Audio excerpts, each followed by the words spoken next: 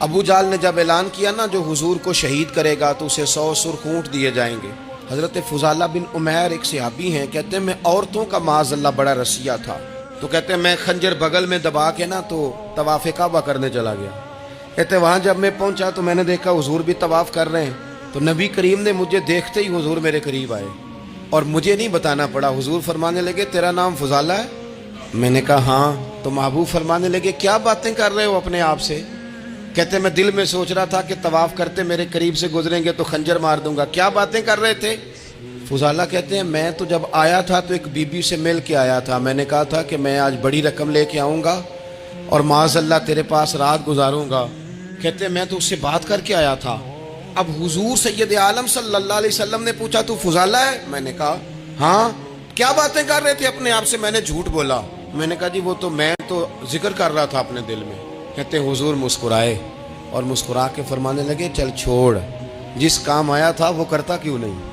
میں جو تیرے سامنے کھڑا ہوں تو کرنا۔ خیال آیا مسلمان نیک و بد پہچان جاتے ہیں اور آقا آدمی کے دل کی باتیں جان جاتے ہیں، کرنا وہ کام۔ تو فضالہ کہتے ہیں کہ میں کانپ گیا، میرے ہاتھ سے وہ خنجر گر گیا، حضور نے میرے سینے پہ ہاتھ پھیرا، اس طرح پھیرا کہ زندگی میں اتنا سکون کبھی نہیں ملا، میں قرار محسوس کرنے لگا۔ کہتے ہیں حضور فرمانے لگے کیا وہ وقت نہیں آیا کہ تو کلمہ پڑھ جائے؟ کہتے ہیں میں نے فوراً کہا حضور آ گیا ہے وقت، پڑھائیں مجھے کلمہ۔ کہتے ہیں نبی پاک نے کلمہ پڑھا دیا، میں مسلمان ہوا۔ میں واپس لوٹا تو وہی عورت بن سنور کر تیار ہو کر گلی میں کھڑی تھی۔ عادتیں بدل جاتی ہیں، شرط یہ ہے کہ ہم تھوڑی سی کوشش کریں، شرط یہ ہے کہ ہم اپنے آپ کو اللہ رسول کی بارگاہ میں پیش کریں۔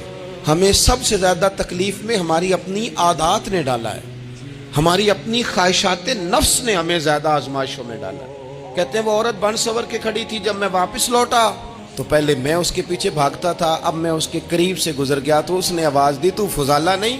کہتے ہیں میری جھکی ہوئی گردن، میں سر نہیں اٹھاتا۔ مجھے کہنے لگی تو وہ نہیں ہے جو فضالہ ہے؟ میں نے کہا ہوں میں فضالہ، پر وہ والا نہیں جو تجھے ملا کرتا تھا۔ کہا تو اب کون ہے؟ کہنے لگے میرا ٹائٹل بدل گیا ہے، میرا تعارف بدل گیا ہے، اب میں رسول کائنات کا غلام ہو گیا ہوں۔